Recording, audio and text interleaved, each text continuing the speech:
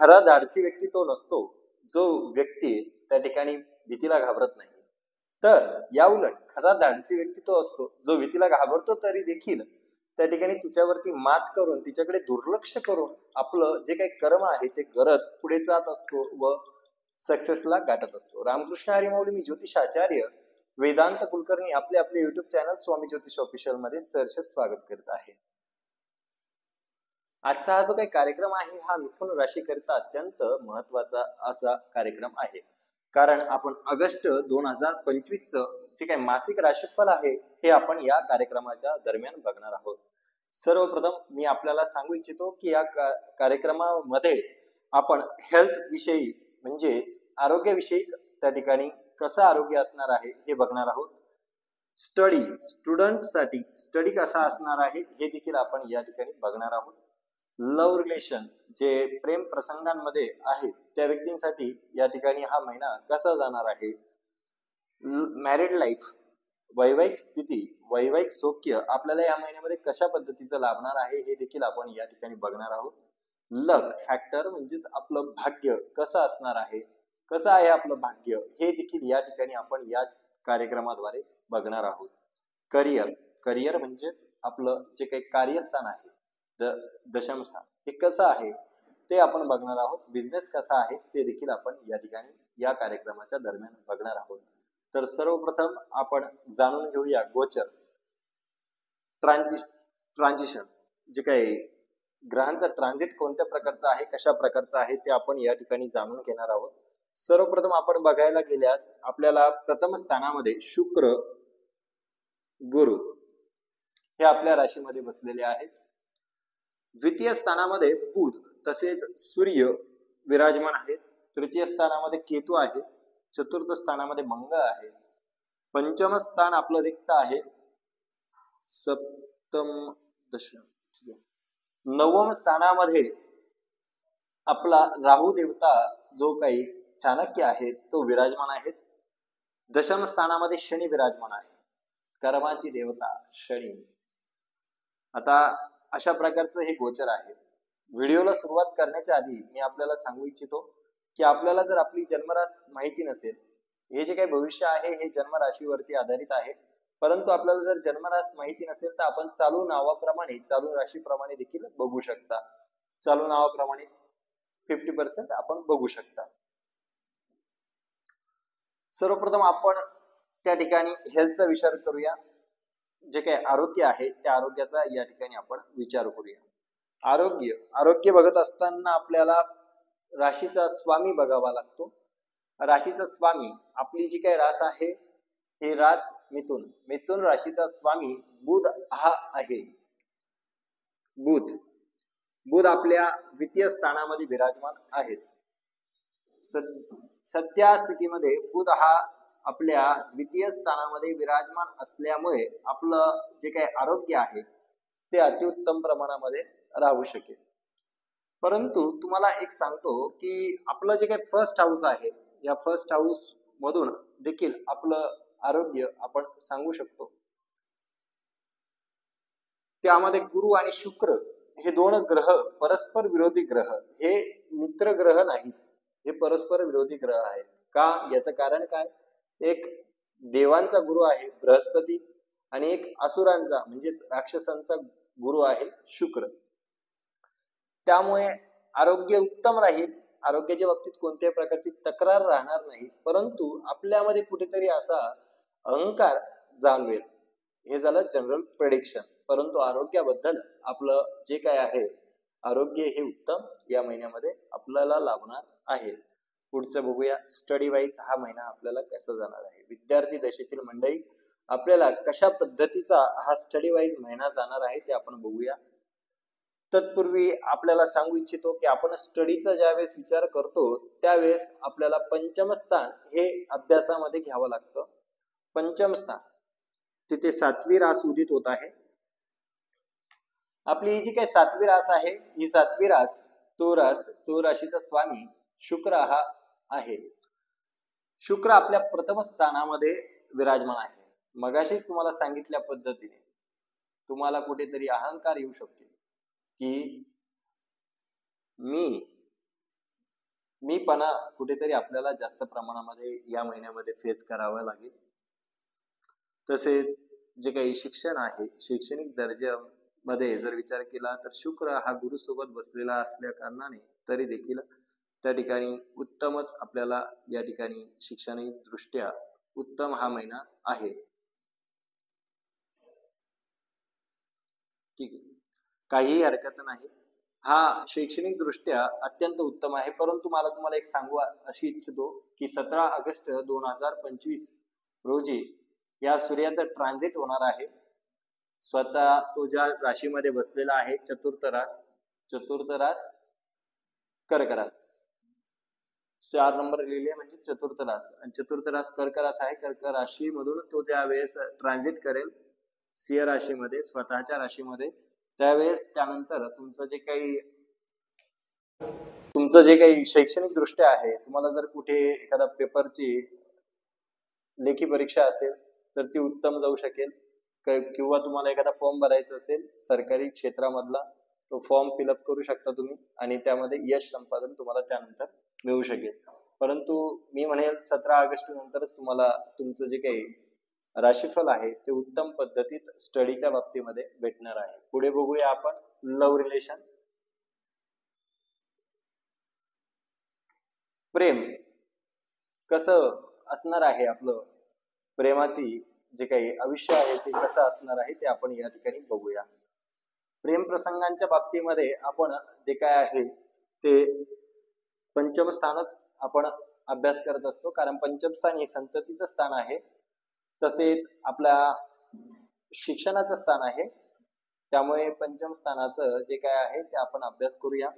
पंचम स्थानाचा मालक आपला तुम्हाला मगाशी सांगितल्या पद्धतीने प्रथम स्थानामध्ये बसलेला आहे, परंतु आपल्याला पंचम स्थानावरती राहूचा 9th अस्पेक्ट येत आहे. 9वी दृष्टी ही पंचम स्थानावरती येत आहे. पंचम स्थानावरती 9वी दृष्टी असल्या कारणाने आपल्याला त्या ठिकाणी कुठेतरी छोट्या मोठ्या गोष्टींमधून वादविवाद किंवा आपला गैरसमज होण्यासारखं या महिन्यामध्ये राहू शकेल. त्यामुळे मी म्हणेल आपला जो काही गैरसमज आहे, हा गैरसमज जरी झाला तरी देखील 21 ऑगस्ट 2025 रोजी त्या ठिकाणी शुक्र हा आपलं राशी परिवर्तन करत आहे.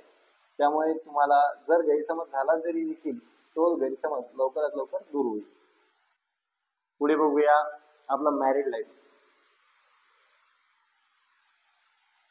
मॅरिड लाईफ, वैवाहिक सौख्य कसं असणार आहे या महिन्यामध्ये. वैवाहिक सौख्य 9th 7th हाऊस, तिथे 9th नंबरची म्हणजेच जी काही गुरुची रास आहे ती गुरुची धनुरास या ठिकाणी आपल्याला या ठिकाणी सप्तम स्थानामध्ये दिसत आहे.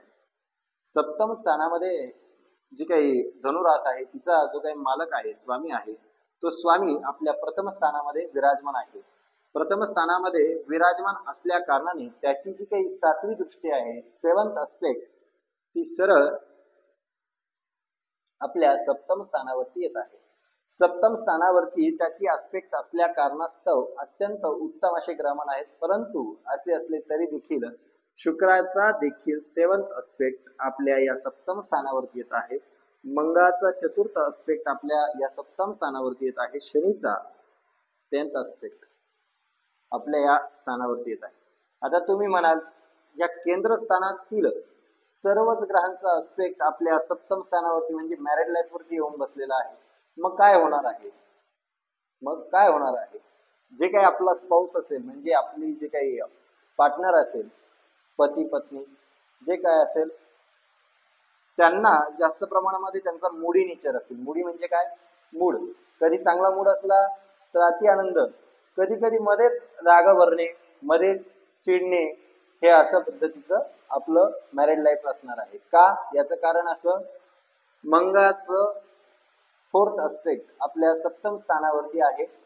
मंगळ हा अग्नितत्वाचा एक ग्रह आहे तो, त्यामुळे आपल्याला त्या ठिकाणी थोड्याफार प्रमाणामध्ये गुस्सा म्हणजेच राग त्या ठिकाणी आपल्या स्पाऊस मध्ये, आपल्या पार्टनर मध्ये भरेल. त्यानंतर शनी हा त्या ठिकाणी आपल्याला अस्पेक्ट 10th अस्पेक्ट देतोय, त्यामुळे देखील आपल्याला त्या ठिकाणी पार्टनर बरोबर थोड्या मोठ्या प्रमाणामध्ये सांभाळून राहावं लागेल. प्रथम स्थानावरून त्या ठिकाणी शुक्राची दृष्टी, 7वी दृष्टी येत आहे. त्यामुळे त्या ठिकाणी आपण कितीही गैरसमज झाले, कितीही चिडचिड झाली, कितीही रागराग केला एकमेकांचा, तरी देखील त्या ठिकाणी तुम्ही एकमेकांना समजून घ्याल. गुरुचा देखील 7वा आस्पेक्ट त्यावरती असल्या कारणास्तव आपलं जे काही मॅरिड लाईफ आहे ते स्पॉन्टेनियस चांगल्या पद्धतीने चालेल. Married life okay. लक, भाग्य, भाग्याचे तुमचे स्वामी जे काय आहेत ते शनी बनतात. भाग्याचा स्वामी काय बनतो? आपला शनी. कारण ते कोणती रास आहे? आपली जी काय 11वी रास कुंभ रास आहे. कुंभ राशीचं जे काय आहे, कुंभ राशीचा स्वामी हा 10th हाऊस मध्ये बसलेला आहे.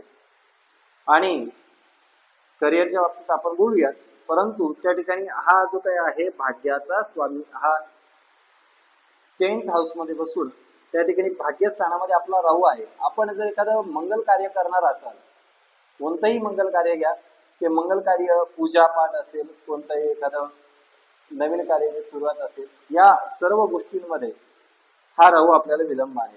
कारण 9व स्थानाचा राहू असं म्हटलं गेलेलं आहे का पितृदोषाचं कारण आहे. 9व स्थानामध्ये सूर्य व राहू असेल तर त्या ठिकाणी आपल्याला आपल्या कुंडलीमध्ये, जन्मकुंडलीमध्ये म्हणतोय मी, जन्मकुंडलीमध्ये असेल तर त्या ठिकाणी पितृदोषाचं कारण असं ज्योतिषशास्त्र सांगत असतं. मंगळ राहू जरी असला त्या ठिकाणी तरी सुद्धा तो एक पितृदोष आपण संबोधतो. तर आपल्याला धार्मिक कार्य जर एखादं करायला गेलं तर त्या ठिकाणी अडचणी, कारण हे पितृस्थान आहे, अडचणी या येणार आहेत. पुढे बघूया आपलं करिअर कसं असणार आहे. आपलं करिअरच्या बाबतीमध्ये विचार करत असताना आपल्याला दशम स्थानाचा विचार करावा सर्वप्रथम लागतो. तर दशम स्थानामध्ये आपला जो काय आहे शनी विराजमान आहे. शनी त्या ठिकाणी विराजमान आहे. आणि दशम स्थानाचा मालक 12वी रास मीन राशीचा मालक जो काय आहे हा गुरु आपल्या प्रथम स्थानामध्ये आहे. भाग्याची आपल्याला प्रथम स्थानामध्ये आहे, त्यामुळे करिअरची आपल्याला जास्त प्रमाणात साथ आपल्याला भेटेल. परंतु एक लक्षात घ्या, स्लो मुव्हिंग प्लॅनेट 30 वर्षांनंतर हा जो काही शनी आहे हा आपल्या दशम स्थानामध्ये आलेला आहे. किती वर्षानंतर? 30 वर्षानंतर. अजून हा अडीच वर्ष आपल्या या स्थानामध्ये राहणार आहे. किती वर्ष? 2.5 वर्ष. 2.5 वर्षामध्ये आपण विचार करा, 2.5 वर्षामध्ये आपल्याला जास्तीत जास्त प्रमाणामध्ये कष्ट करावे लागतील. असं का म्हणतोय मी? शनी कार्यस्थानामध्ये ज्यावेळेस बसतो त्यावेळेस त्याला जास्तीत जास्त प्रमाणात मध्ये कष्टच का देतो? शनी असा एक प्लॅनेट आहे की जो मेहनत मागतो. तुम्ही मेहनत करा मी तुम्हाला फळ देईल, तुम्ही मेहनत करा मी तुम्हाला फळ देईल, अशा पद्धतीचा हा प्लॅनेट आहे. हा दशम स्थानामध्ये बसल्यानंतर आपल्याला कुठे ना कुठे बिझनेस म्हणा, करिअर म्हणा, त्या दृष्टीने जास्तीत जास्त प्रमाणामध्ये मेहनत करावी लागेल. आणि मेहनतीच्या जोरावरती तुम्ही नक्कीच 1001% सक्सेसफुल हे होणार. चला तर मग जाणून घेऊया आजच्या या मिथुन राशीच्या राशीफलावरती उपाय, म्हणजेच यांना हा महिना चांगला जाण्याकरिता कोणते उपाय करायला पाहिजे. सर्वप्रथम आपला जो काही राशी स्वामी आहे गुरु, त्या गुरुचा बीजमंत्र करावा. ठीक आहे. त्यानंतर त्या ठिकाणी आपण गुरु काय दर्शवतो? आपल्याला साधना दर्शवतो. तर आपण एखाद्या कोणत्याही देवाचा नामोच्चार करा. तो नामोच्चार केल्याने आपल्याला विशिष्ट अशा प्रकारचं चांगलं फळ भेटेल. आपला जो काही स्वामी आहे हा आपल्यावर प्रसन्न झाल्यानंतर आपलं जास्तीत जास्त प्रमाणामध्ये कार्य संपादन होईल. कारण आपल्या कुंडलीमध्ये हा गुरु प्रथम स्थानामध्ये बसल्यानंतर या कुंडलीमध्ये कोणताही एखादा वाईट ग्रह असला ना तर तो दोष निरसन करण्याकरिता हा गुरु कारणीभूत असतो. त्यामुळे गुरुचं तुम्ही स्मरण करा. आपले एखादे गुरु असेल, गुरु केलेले असेल तर त्यांचं स्मरण करा, त्यांचं नामोच्चारण करा. ते नाही तर मग आपण एखाद्या देवाचं, जसं की शिवशंकराचं नामस्मरण करत जा, आपल्याला नक्कीच फायदा होईल. रामकृष्ण